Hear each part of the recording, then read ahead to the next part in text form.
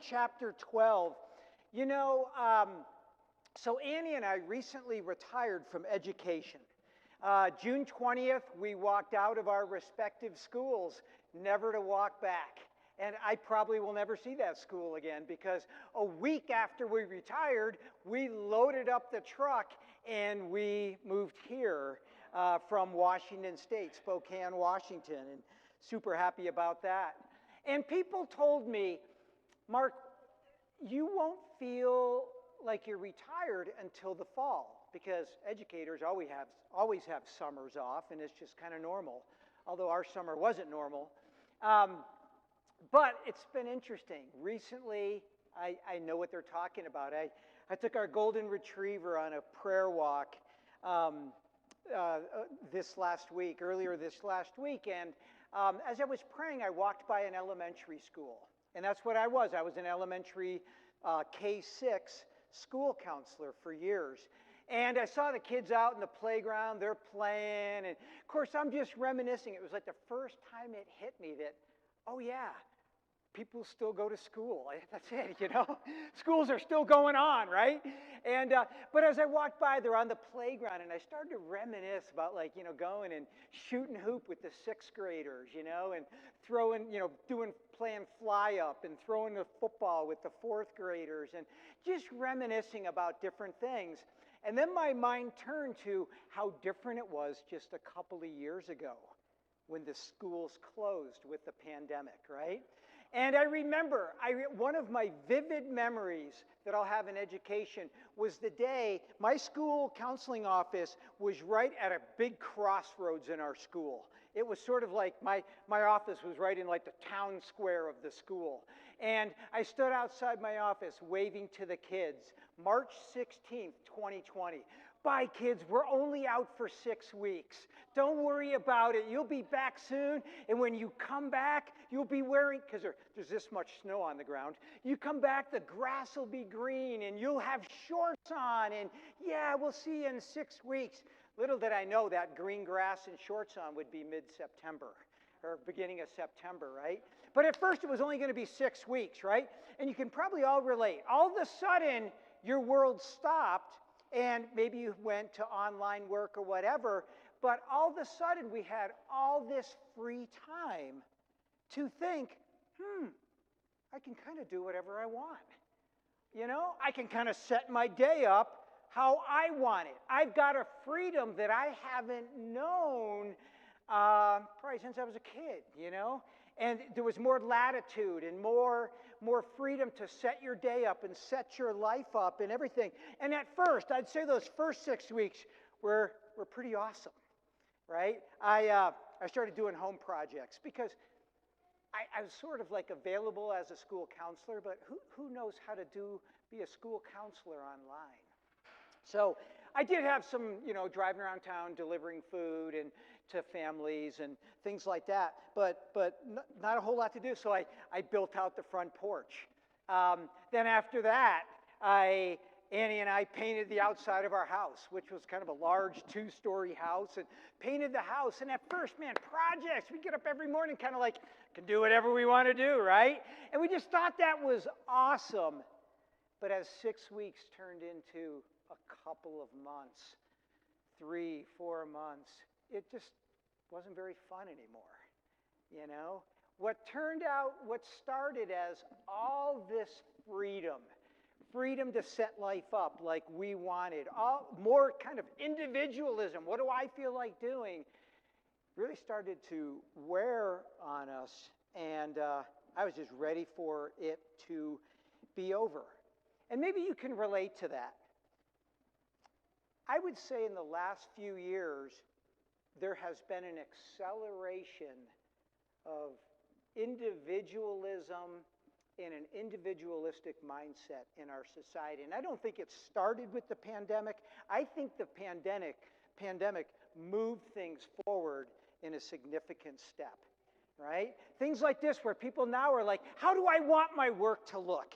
Do I want to work from home? Do I want to go into work? What do I want my work colleague network to look like? What about church? What do I want church to look like? How committed do I want to be? How much will I maybe watch some things online but be in person for? I'm talking about society-wide, right? More freedom to choose because we got more used to it. How does self-care, go play into all that? How can I do life but give a lot more attention to how I'm doing and how I'm feeling? And maybe one of the expressions I like the least is, how best can I do me? I was thinking about this yesterday, and the car in front of me at a stop sign said, "You do you," right on the license plate. A couple of numbers, and then "You do you," this vanity plate right there. And I thought, there it is, right? You would think possibly with all the, freedom, the increased freedom that we sense in our lives, and the more premium that we put on individualism and taking care of self and doing things for self, we'd be a happier society, right? Who doesn't want more freedom? Happier in society, more free. Is that the case? Hardly. So, in May of this year, the Surgeon General issued a public advisory, a report on the mental and emotional state of America. Let's listen together because it's very telling to what we're talking about here. Americans are facing an epidemic of loneliness, an underappreciated public health crisis that needs to be brought to light, said Surgeon General Vivek Murthy in a statement last week. Again, this was May of this last year, a couple months ago. Even before COVID-19, the pandemic, about half of adults in the country reported measurable levels of loneliness, which can affect mental, physical, and societal health. In response, Dr. Murthy has issued a new public advisory to call attention to the mounting problem. We now know that loneliness is a common feeling that millions of Americans experience. It's like hunger or thirst. It's a feeling the body sends us when something we need for survival is missing. More than just a bad feeling, loneliness is a corrosive condition with grave consequences.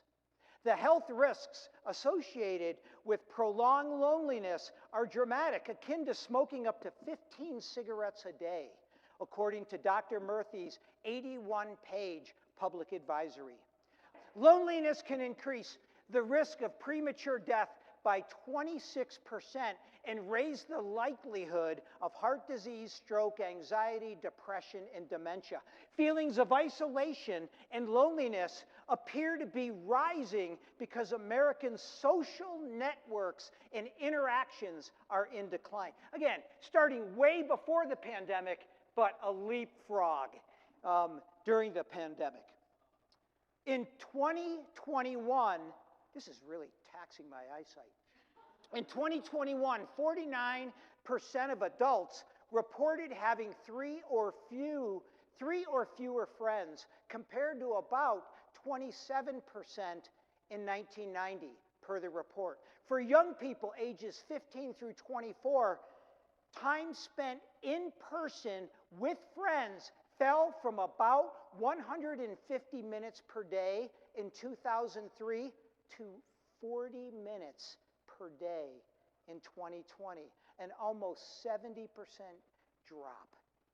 Does increased freedom, does an increased premium on living life concerned mostly about me doing me and you can do you or whatever?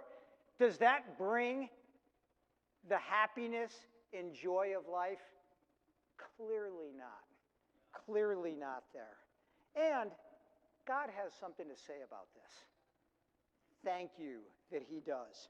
Mark chapter 12. So here's what I'm going to do. I'm going to read this passage, and then we're going to drill down on one specific word in the passage. My assigned text today is Matthew 12, verses 1 through 12. So we'll read it. I'll really briefly tell you the main point of it, and then we're going to drill down on one specific word and go from there. Okay? So, Mark chapter 12, in verse 1. In my translation, this is the parable of the vineyard owner. He began to speak to them in parables. This is Jesus. A man planted a vineyard, placed a fence around it, dug out a pit for a wine press, and built a watchtower. Then he leased it to tenant farmers and went away.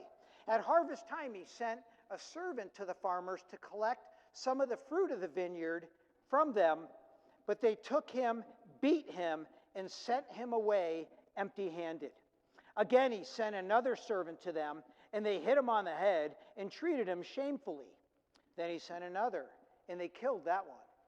He also sent many others. Some they beat, others they killed. He still had one to send, a beloved son. Finally, he sent him to them, saying, "They'll certainly respect my son." But those tenant farmers said to one another, "Hey, this is the heir. Come, let's kill him, and then the inheritance will be ours." So they seized him, killed him, and threw him out of the vineyard. What will the owner do, the owner of the vineyard? He will come and kill the farmers and give the vineyard to others. Haven't you read this scripture? The stone that the builders rejected has become the cornerstone.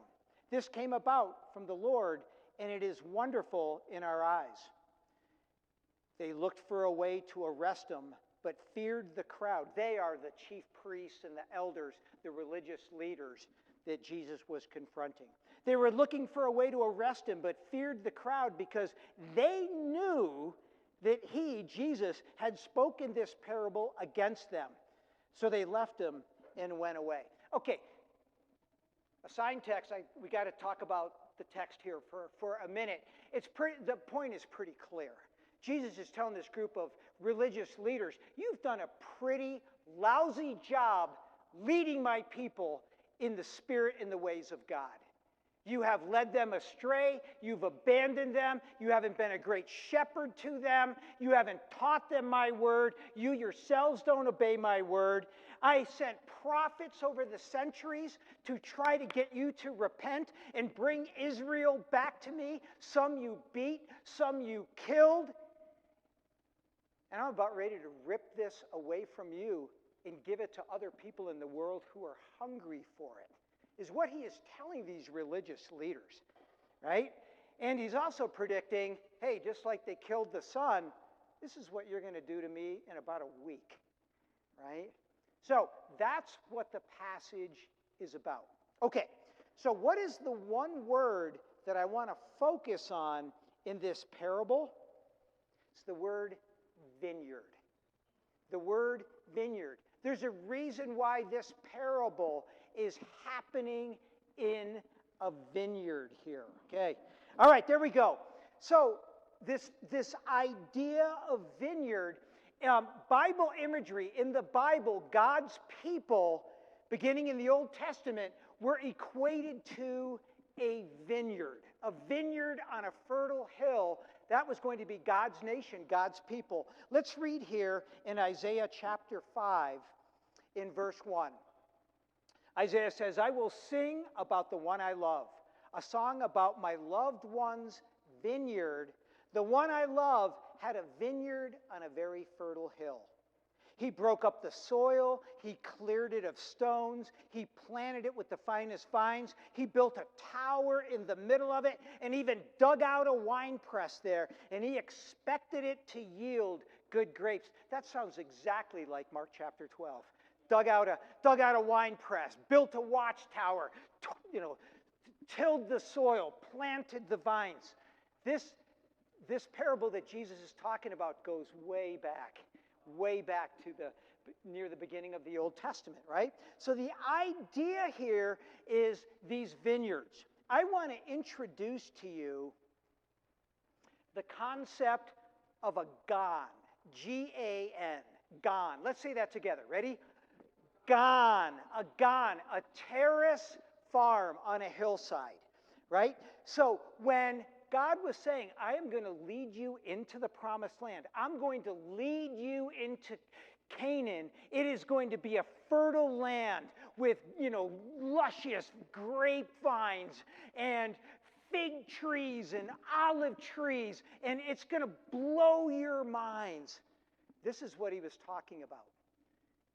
These Gons here, these terrace farms, many still exist today, would have been what Joshua and the people saw when they entered Canaan.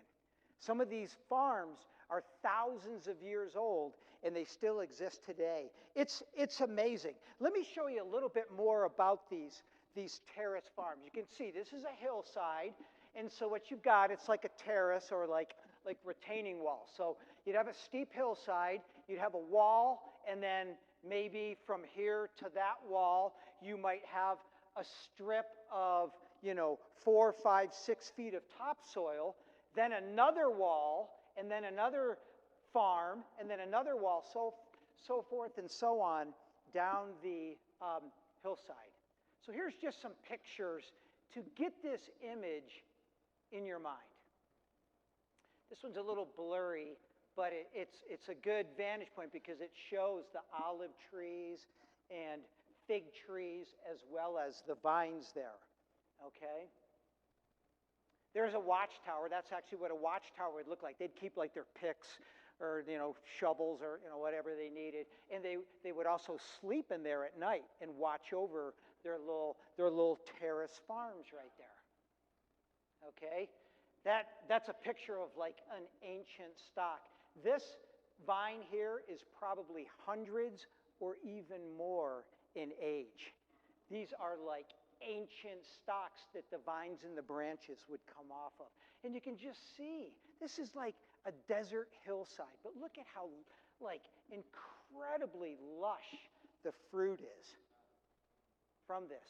Yeah, these vines, as they get, gnarly and old, some dude just took a rock and like propped up the vine. I mean, incredible care to tend these farms and keep them going through the generations.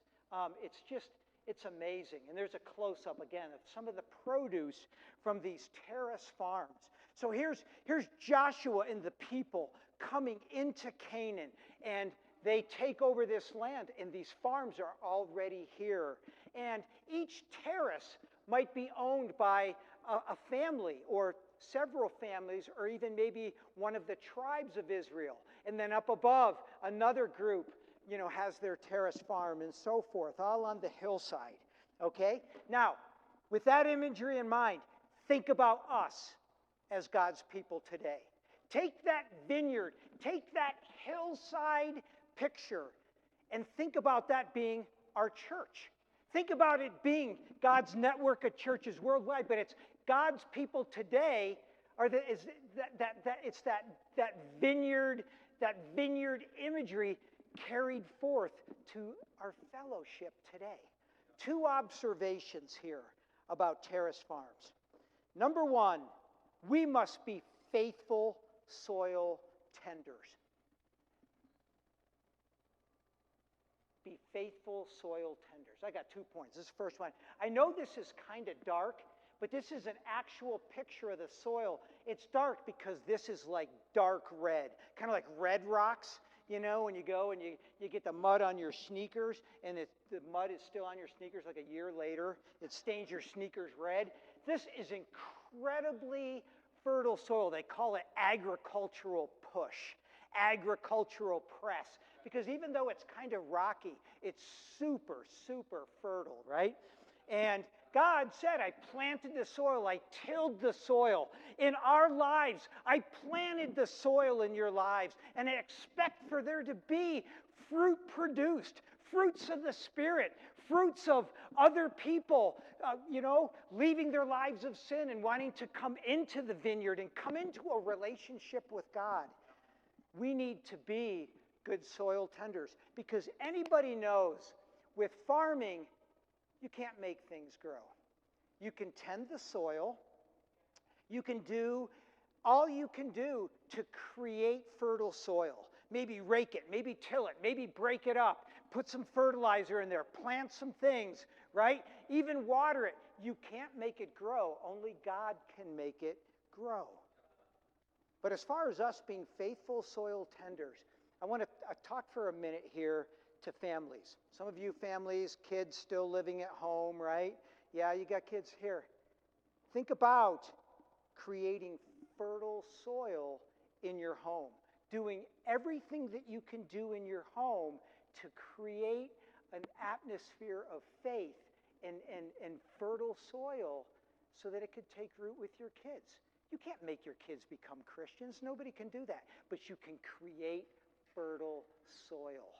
And it's huge. I know in our family, when Kurt was a little kid, and Andy and Katie, we used to have family devotionals, right? Once a week. This were our Sunday nights. It was awesome.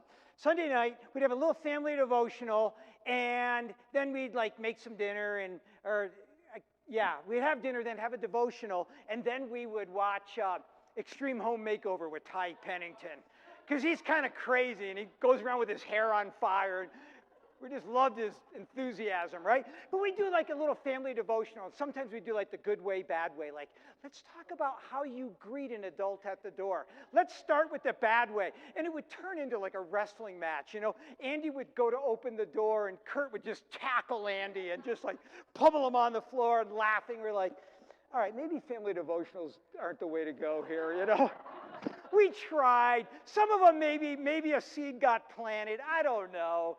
They were fun, and they saw mom and dad want to have fun as Christians, right? But as they got a little bit older, we tried other things, and this was kind of a hit. That was not so much a hit. We started having special times. So I'd have a time a week where I'd pick up Curtis at his elementary school, and I'd do this with the other kids, and I'd take them, and we'd go out and get frozen yogurt, and maybe we'd play speed Monopoly, where you could play in like 20 minutes. You just give out all the properties and all the money, and you just go for it, right? But they knew it was a time that we could also talk about issues and maybe tie it into God. Those special times were really good. I know that Annie and I really had the conviction. We want them to see us being devoted to God and enjoying it. You know, we want them to walk into the living room and see mom and dad there, you know, next to the lamp and having their quiet times and taking some notes and putting on our jackets to go outside and go on a prayer walk, even in the dreary, rainy Pacific Northwest, you know. The doggone it, we're going to get out there because it's important to us. We wanted to help get our kids around other peers so they could help each other find faith in God, so we sacrificed. There were times we had to spend $400 or $500 per kid, 3 kids, to send them to summer camp, right? We wanted them to start going on Hope Volunteer Corps trips, right, that cost a few $1,000s. So Kurt and I and Annie started painting houses in the summer and then just giving the money to Kurt, giving the money to, you know, our other kids so that they could go serve somewhere else in the world. It's tilling fertile soil. It's tending to the soil. Any of those things, were we guaranteeing our kids certainly are going to be disciples? No, we didn't know. But we could do all we could do. We could tend that soil and be diligent and pray to God that our kids will find their own faith and want to live as devoted Christians and enter the vineyard that we're a part of. You with me there? Right? So, okay, you might be thinking, I'm not a family. I don't got any kids at home. Well, let me talk to all of us here. Under this point here of being faithful soil tenders, all of us, let's maintain faithful, fertile soil in our hearts.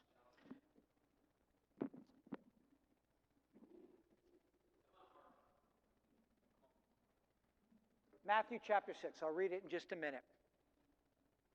It's important, man. We have things go on in life. Sometimes that derail us, things that can be discouraging, things that can give us an attitude, sometimes related to Christianity, sometimes not related to our Christian life, but just life. Life is hard. It's hard for all of us. Things go on, right? And I know for me, in my sinful nature, I can get negative at times when I'm not allowing God's Spirit to really, guide me, lead me, strengthen me, whatever. I get my eyes off of that. Something goes on that really derails my plan or something like that. I can get negative, and then I can tend to ruminate. Steve was talking about talking to himself. Probably he says a lot of positive things to himself, being an executive coach. I can say a lot of negative things to myself. Ruminating is playing negative tapes over in your mind. And I am prone to that in my character. I am a recovering ruminator that still has to watch it at times. Two things helped me. This scripture right here, Matthew chapter 6, Jesus says, "The eye is the lamp of the body. If your eyes are healthy, your whole body is full of light." What we take in through our eyes affects our soul, it affects our heart. And not necessarily just what we see, but how we perceive what we're seeing and what becomes our truth inside of us. Annie one time, in a loving, awesome wife kind of way, confronted me on this. And I think it was about 2 years ago. It was kind of a particularly hard time in my faith, and there was something going on. I think something going on with church, and I was just trying to work through. And then also I wasn't loving. We got a new principal, and it wasn't going real well in our school, and I wasn't loving my job. And anyway, there we go. The ruminating negativity starting up, and she handed me a card. And it said on there, it's not what you see that matters, it's how you perceive it. It wasn't perceive. I think it's what you think about it, but what you take in, how you process it, right? So she told me this right in the middle of my little attitude there. And my first thought was, well, thank you, Henry David Thoreau. Really appreciate that. But that was quickly replaced by, you're absolutely right? What you see doesn't necessarily matter as much as how you perceive it. It was that word, perceive. It's coming back to me in my senior brain here. How you perceive it, how you interpret it, how you internalize it, right? Jesus, I think I actually cut this off a little bit. He goes on, but if your eyes are bad, your whole body is full of darkness. How you perceive what you're taking on. So it's really, really important that we protect our hearts. We might be seeing something that's hard in our lives. Don't build a thick narrative that God can't work. Where's God? Okay, this is what's going on here, and I'm just going to, and you perceive it negatively, it affects your whole heart. You've got to guard your heart. It's the wellspring of life, and that's a part of keeping the soil in your heart fertile and where faith can grow. Amen? So that's my first point today. My second point and last point is we must be active wall repairers. Okay? The soil really sticks out in these terrace farms. Super fertile soil in all of these farms. But even more importantly, these walls stick out. Oh my gosh. Look at these walls. Just take a look at that. And again, this wall may well be thousands of years old. Right? You've got stones. Every stone has its place. And it's holding up a lot. Not only is it holding up the soil behind it, it's holding up the terrace farm above that and the terrace farm above that, right? The whole network is like bound together, right? And so look at this. You got like some little stones in there, but it's got a purpose. It's wedged in there. Then you've got some bigger stones like this. And then you've got some humongous like cornerstones in here, like just pivotal big stones like that. And the whole network just kind of works and it supports itself there, and it's super important. And that is so like God's people today. We rise and fall with each other. Could you imagine if there were, weather reports back then? Let's say it's, 1200 BC, and the forecast is for rain coming up the next day, like heavy rains, right? And you come out and you got your little farm. Let's say this is my little strip of farm, and I'm working. And I'm like, Ooh, dang, my neighbor's wall. I can't, by the way, I can't see my wall. I'm like behind the camera. Forgot there's a pillar. Okay, I can't see my wall. I rely on my neighbor to help take care of my wall. All I can see is my neighbor's wall here, right? So it's supposed to rain like cats and dogs. I look, and there's some stones missing in my neighbor's wall, right? I could like get them out and call them and go, you got some stones missing on your wall. You might want to like hop down here and take care of your own wall there. No. Or the soil's kind of rocky. I can just get some, and I can tend to my neighbor's wall.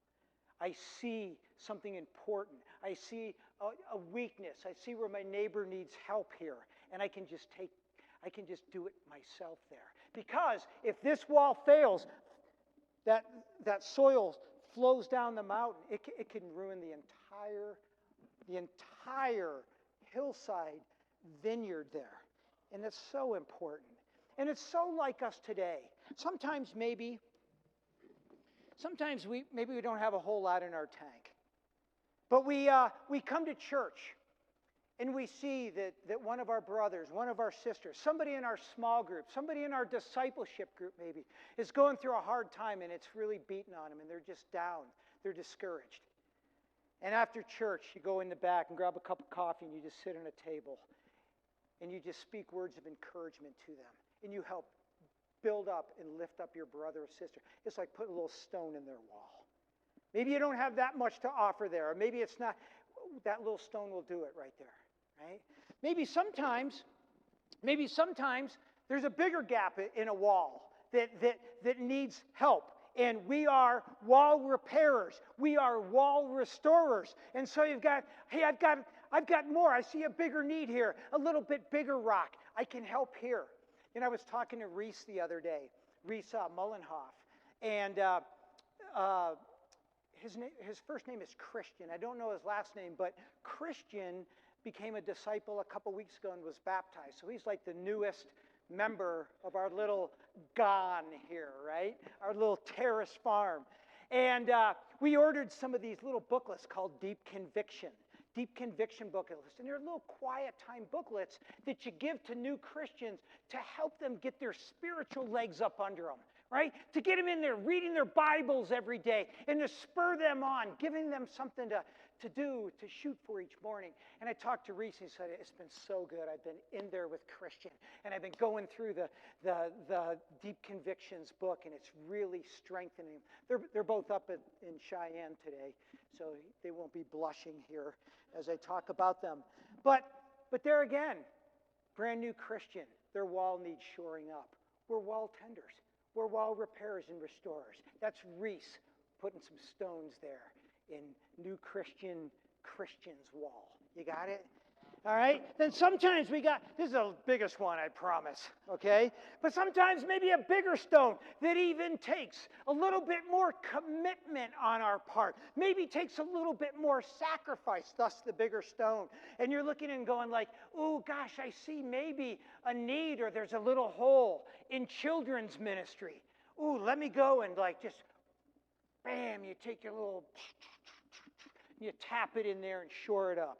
Yeah, I can serve in kids' kingdom because I want to be a wall tender. I want to be a wall restorer. I want to make the walls stronger for the next generation, right? Maybe tech ministry has a need. Whoop, whoop. Right? Maybe tech ministry has a need, and you're like, I don't know if I want to get there earlier for Sunday church. Oh my gosh. But man, I'm a disciple, and this isn't about me. I'm part of a GON farm, and I want to do my part. So boom, you get in there, and you sign up for the tech ministry to help serve. You get my point. You get my point here. There is a reason why all through the Bible, God's people are called a vineyard set on a fertile hillside, right? Get in there and tend to that soil so that it can be fertile, so that God can produce fruit in your life and in the lives of your families and your brothers and sisters, and especially be that wall tender. And you can't be a wall tender if you don't show up. You can't be a wall tender being a consistent streamer of church. It doesn't work that way. I'm not a big fan of Woody Allen, but he said one thing in his entire life that I liked. A good chunk of life, 70%, I think he said 70% of life is just showing up. Just showing up, just being there, being available for each other. Okay, I'm just going to, real quick here, just to show you once again the visual and God's vision for his vineyard and us being a part here. Look at Isaiah 58. You, the Lord, will always lead me, will always lead you, satisfy you in a parched land, and strengthen your bones. You will be like a well-watered garden, like a spring whose waters never run dry.